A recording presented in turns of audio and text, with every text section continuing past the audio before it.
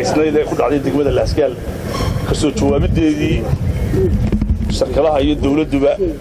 wixii maanta ay u shideen inta dhiman oo aan ku sugayno qowda reer saaxil oo Maayir Cabdishakuur horeeyo kullu dadku inta way saxmanayaan wax laga yaabo qowda reer Laaskaal inay silaadaan hormar Cabdishakuur intii ka soo qaaday uu kaashgareystay gudoomiyay waxba kama soo qaaday wali reer Dacarbirqo oo inoo keeni doona isaguna meesha waxba lama kaashgareystay mar haddii masiibo dhacday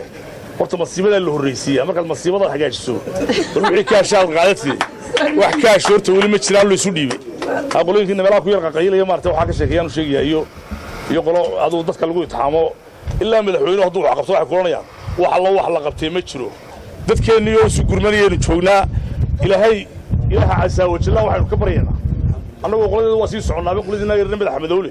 dalkaas iyo dadkaas oo la ixtiraafsan inaad joogtaan kelmadda anu waxaan ku celceliyaa markaan meelaha ka hadlayo waxba lama qaban ilaahay baa ina dilay oo waa la qabtay wax badan baa laynoo qabtay nabadaas inaysan laynoo qabtay afarta habeennimaad maraysaa heesaha la isku qaadi jiray waxaa ka mid ah markii dawladdii ay noo joogtay afweeyey heeso gaari mikrofon saari baa lagu qaadi jiray hees la yidhaahdo samadiidow dabi baa kuu qoran waa la wada xaroon jiray sida digaaga wax alla waxaa imika baracdi tifiyada ka hadlaya oo dadkii xaroon jiray saddexda galoonnimo annagu waa warka dambe jirno gurmadan kuma ku ciyaari jirno lixdan isku socon jirnay wax alla waxaa baracday imika dawladda looga taaglaayay dawladda looga taaglaayay tifiga ka hadlaya jawaa layga qaaday waxba layga qaaday wallahi waxay xaroon jiray saddexda maanta dalkeennii baynu joognaa madaxweyne u soo halgamay iyo mujaahidiin fara badan baa hogaaminaysa dalka iyo dadka waxa u dana iyaga oo inuu dooranay waxa laynagu karlaayay war amiir muuminiinka aynu aaminna wuxuu inoo sheego dhulka laynaga qaadi maayo lixda layna xarayn maayo hablaha laynaga qaadi maayo gawaarida laan kurusalka ma geedaan baa loo jiray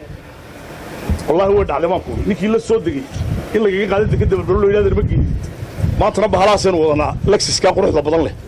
meel alla meel ay yaalaan wasiirku tobanka habeenimo soconaya cid la hadlaysa ma jirto lafahaaga u soconaysa waxaan leeyahay aad iyo aad baa u mahadsantiin haddii isna ka sheekay dalka wixii ka dhacay dad badan oo halka taagan ooy haddana isna ka sheegay wixii dhacay dadka bilaadanka ku dhacay dad la kale markii madaxweynaha dawladda caayay marka dalbeenu haysanaa idinka uu soo koraya ha ka tahriibina maalin horena waa sheegay madaxweynuhu waa kan taaween noo keenay meel dhowda indha yar baan noqonaynaa dhulku waa leeynoo hagaajinayaa dalkii dadka wuxuu sii barta aad iyo aad baan idin salaamaya wassalaamu calaykum waraxmatullahi wabarakaatu hadalkii mustafa ibn ka hadlayay mustafa jabi mustafa waxa weeyaan dee tays garanaysa unbaa horta waxaan isku samaynaysaa waxa la yidhi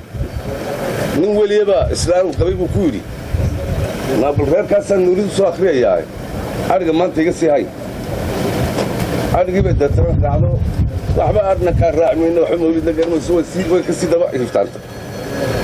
soo weli buu ahaa uu soo duulay dabeed markiiba isagoo duulayuu soo dulmaray iyadoo halkii adhigeeraa la joogta alla ilaahu khayrkiisana sidaasay gurta hadhow markuu soo degay buu yidhi oo ma halkeeda dudumadu baad adhiga ku haysa markay garataynu isagaaba tiri ilaa waxaad saaysa saarahay xaqiraaddaa waynu leenahay kuwa dacaska kabaa kula bixi jiray xafiiska hortiisa markay xafiisyada dawladda gelayaan ayay da horta ay kuwaad ka sheekaynaysa waa wax inagu jiro dadkeennana way ku jiraan Laaskaal gurmadkeedu ma siyaasadaysna sida meelaha qaarkood waa gurmad ay dadkoodu soo gurmadeen waxaan leenahay madaxda sharafta leh ee hawshaa qabatay ee u soo gurmatayna ilaahay ka jisaaysiyo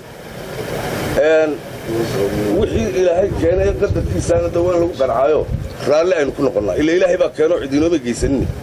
wixii la qaban karayna oo taa dawladda iskan garab taagtay ina garab taagan ee dawladdii hoose caasimaddu ina garab taagan